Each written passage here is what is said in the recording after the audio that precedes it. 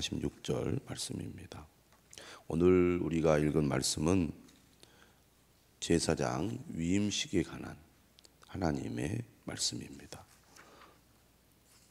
제사장 위임식의 말씀이 출애굽기 29장 시작부터 하나님께서 모세에게 위임식을 어떻게 해야 될지 알려주셨는데, 오늘 본문 35절부터 46절까지 위임식 거행에 대한 말씀을 계속하고 계십니다. 오늘 본문을 보니까 하나님께서 모세에게 위임식을 어떻게 진행해야 되는지 말씀하고 있는데, 그 중에 가장 눈에 띄는 것이 오늘 본문 35절에 7일 동안 위임식을 행하라는 것입니다. 우리가 어떤 행사를 하는데 1시간만 행사를 해도 피곤한 일이죠. 하루 종일 행사를 하면 얼마나 피곤하겠습니까? 그런데 행사를 무려 7일간이나 한다. 보통 일이 아닙니다.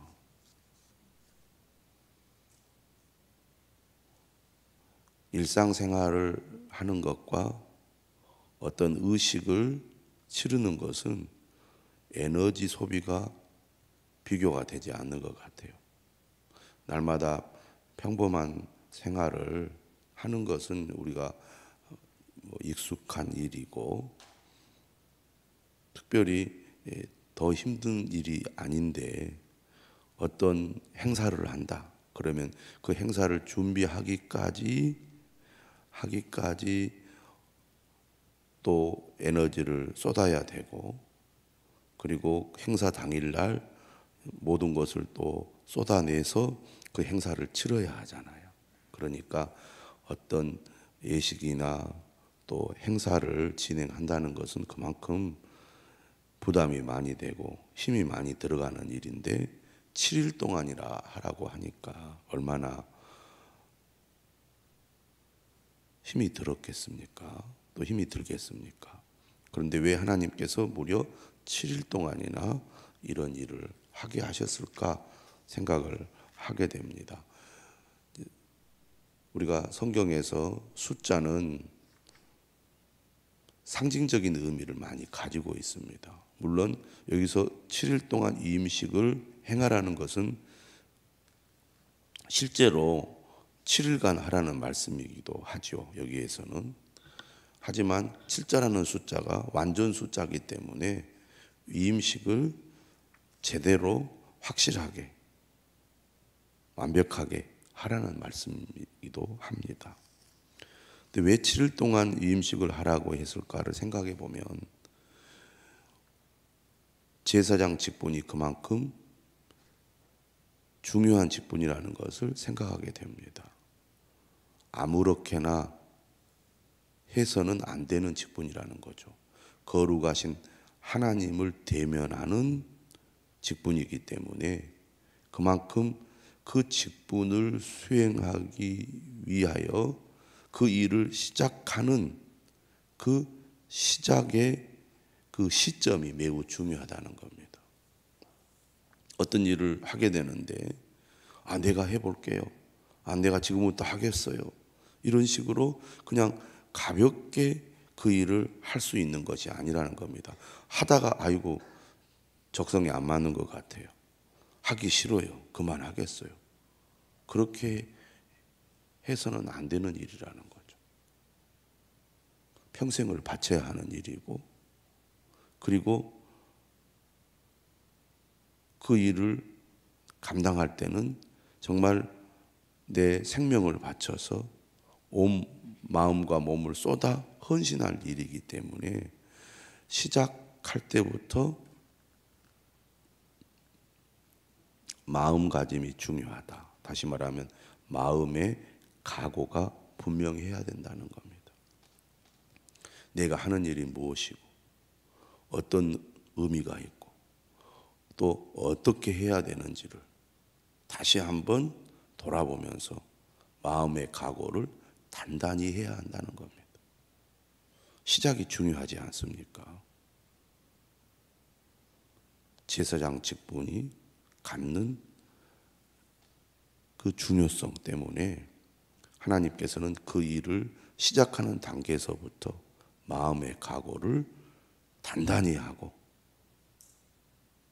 그 직분을 감당하라고 말씀을 하고 계신다고 볼 수가 있습니다. 하나님께서 우리 각자에게 소중한 직분을 맡기실 때가 있죠. 목사만 꼭 그 직분이 소중한 것은 아닙니다. 평신도들에게도 하나님께서는 직분을 맡기시지 않습니까? 집사의 직분, 권사의 직분, 안수 집사의 직분, 장로의 직분. 하나님께서 하나님을 섬기라고 우리에게 직분을 주실 때 그 직분을 받는 사람이 그 직분이 어떤 직분이고 어떻게 그 직분을 수행해야 되는지를 우리가 돌아보면서 마음의 각오를 분명히 할 필요가 있다는 것입니다. 7일 동안 위임식을 거행하는 동안에 제사장 직분이 무엇이고 직분을 수행하기 위해서 제사장으로서 어떤 마음의 자세와 각오로 해야 되는지를 깊이 생각하게 되었을 것입니다. 그리고 마음을 단단히 하고 그 일을 시작하게 되었을 것입니다. 그러면 이랫동안 이 음식을 행하는 동안에 뭘 하느냐? 36절에 보니까 매일 수송아지 하나로 속죄하기 위하여 속죄제를 드리라고 합니다. 제사장은 거룩한 직분으로서 거룩하신 하나님 앞에 서 있기 때문에 자신의 죄를 철저하게 속죄하는 그 속죄의 절차를 일반 사람들보다 더 확실하게 해야 된다는 거죠. 하나님 앞에 나아가는 자는 그만큼 자신의 죄를 성결하게 하는 행동을 취해야 한다는 것입니다. 어떻게 보면 인간의 죄가 그만큼 뿌리가 깊기 때문인 거죠. 그래서 매일 수송아지 하나로 속죄제를 드릴 때마다 하나님 앞에 내 죄가 큽니다. 내 마음속 깊은 곳에 자리 잡고 있는 이 죄의 뿌리들이 하나님의 은혜로 다 씻어지기를 원합니다. 이렇게 마음을 성결하게 하고 성결하게 하고 성결하게 해서 하나님 앞에 나아가야 한다는 거죠. 또 제단을 위하여 속죄하여 깨끗하게 하고 그것에 기름을 부어 거룩하게 하라. 매일 수송아지의 피로 피를 뿌리고 또 제단을 위하여 기름을 부어서 거룩하게 하도록 명령하고 있습니다. 하나님께 제물을 태워서 드리는 제단, 그것 역시 매우 중요한 제단 아닙니까? 인간이 만든 제단이기 때문에 그거 역시 부정해질 수 있기 때문에 거룩하신 하나님 앞에 제물을 드려 제사하는 이 제단 역시 깨끗하게 하는 것, 거룩하게 하는 것 매우 중요하다고 하겠습니다. 너는 이랫동안 제단을 위하여 속죄하여 거룩하게 하라. 그리하면 지극히 거룩한 제단이 되리니 제단에 접촉하는 모든 것이 거룩하리라. 거룩하신 하나님 앞에 서는 자는 거룩해야 되고 하나님 앞에 드리는 모든 제단 역시 거룩해야 된다는 겁니다. 하나님이 임하시는 것이고 하나님이 만나 주시는 것이고 하나님이 받으신 곳이기 때문입니다. 이처럼 하나님 앞에 성결한 자로 서야 하는 것이 제사장이고 또 하나님께 제사 드리는 제단인 것입니다. 오늘 우리도 예수 그리스도 안에서 우리의 모든 죄가 사함을 받고 하나님 앞에 의롭다고 인정을 받게 되지 않습니까? 우리 또한 하나님 앞에 나아갈 때마다 예수 그리스도의 피를 의지하여 우리의 죄를 회개하고 우리의 몸과 마음을 성결하게 하여 하나님 앞에 거룩한 자로 설 수 있도록 힘써야 할 것입니다. 두렵고 떨리는 마음으로 하나님 앞에 나가야 한다는 겁니다. 38절부터 42절의 말씀은 제사장이 매일 드려야 하는 번제에 대해서 말씀하고 있습니다. 이것은 이임식 기간에만 이렇게 하는 것이 아니라 제사장의 직분을 하는 동안 매일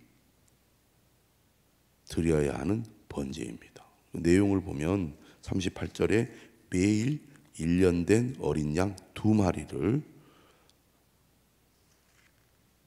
하나님 앞에 번제로 드려야 한다는 것인데요. 39절에 보니까 한 마리의 양은 아침에 드리고 또 한 마리의 양은 저녁에 드리게 되어 있습니다. 그러니까 하루의 일과를 시작하면서 번제를 드리고 하루의 일과를 마치면서 번제를 드립니다.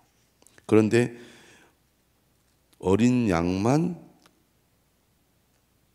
드리는 것이 아니죠. 40절에 보니까 고운 밀가루 10분의 1 에바와 찌은 기름 4분의 1 흰을 더하고, 이걸 가리켜서 소제라고 하죠. 레위기를 보면 5대 번제가 있습니다. 번제, 속죄제, 화목제, 속건제, 소제가 있잖아요. 이게 이제 5대 번제인데 짐승과 함께 이 소제를 드리게 하고 있고요. 그 다음에 전제가 나오는데 전제는 이제 제사의 방법입니다. 방법 중에 화제, 불로 태우는 것이 화제고, 전제는 이제 뭐라 그럴까요? 이렇게 부어서 드리는, 포도주나 이런 술을 부어서 드리는 제사고, 요제는 흔들어서 드리는 제사고, 거제는 들어 올려서 드리는 제사. 제사의 방법 가운데 하나라고 하겠습니다. 그래서 전제로 포도주 4분의 1 흰을 더할지며, 그러니까 매일 드리는 이 제사가 복잡한 제사예요. 정성과 준비가 있는 제사입니다. 매일 하나님께 드리는 제사 역시 대충 드리는 제사가 아니란 것을 알 수가 있어요. 얼마나 정성을 많이 기울여야 하는지를 우리가 알 수가 있는데요. 41절에 보니까 한 어린 양은 저녁 때에 드리되 아침에 한 것처럼 소제와 전제를 그것과 함께 드려 향기로운 냄새가 되게 하여 여호와께 화제로 삼을지니. 아침에도 정성을 다해 하나님께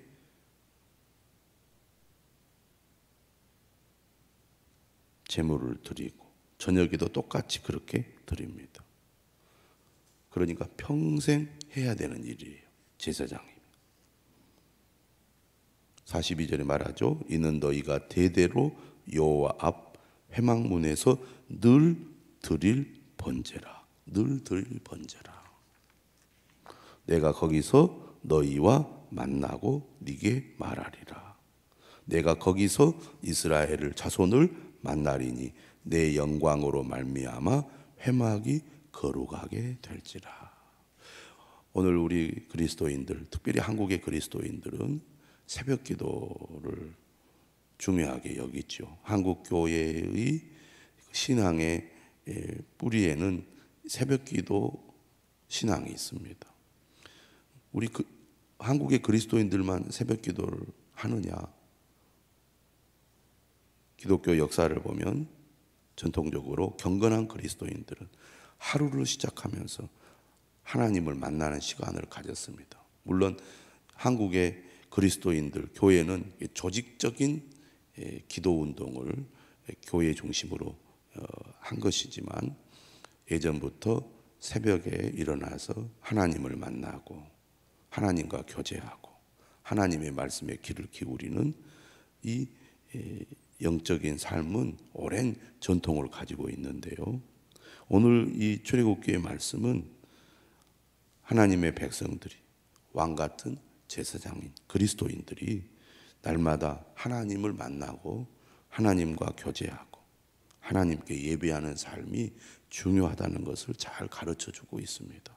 저는 우리 나주 빛가람교회 모든 성도들이 이 어려운 때 그리고 세속화되어가는 이 시대에 오늘 말씀을 따라 하나님을 늘 만나고 날마다 하나님과 교제하는 그런 삶을 실천할 수 있으면 좋겠습니다.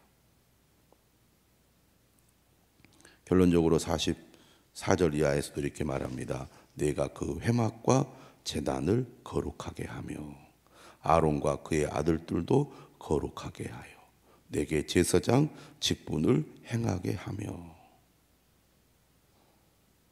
제사장 직분이 얼마나 중요한 직분이며 하나님 앞에 선다는 것이 얼마나 두렵고 떨리는 일인지 다시 한번 생각하게 합니다. 우리가 하나님 앞에 나아갈 때마다 우리의 죄를 회개하고 우리를 정결케 한 다음에 하나님 앞에 나아가려고 힘써야 할 것입니다. 하나님은 거룩한 마음과 삶을 살아가는 사람을 통해서 능력을 행하시기 때문이죠. 우리는 쉽게 죄에 물들 수 있고 죄에 빠질 수 있고 죄의 유혹을 받을 수 있는 존재입니다.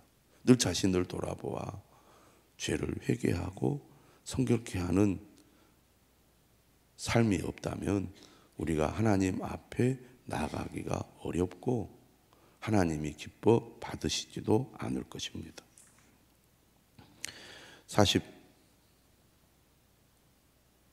45절이죠. 내가 이스라엘 자손 중에 거하여 그들의 하나님이 되리니 그들은 내가 그들의 하나님 여호와로서 그들 중에 거하려고 그들을 애굽 땅에서 인도하여 낸 줄을 알리라.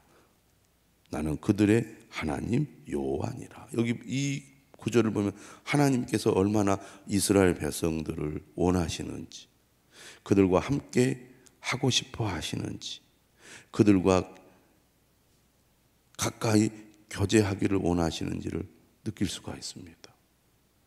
이스라엘 백성들은 시내산에 임하시는 하나님을 그들이 경험하면서 두려움에 빠지잖아요.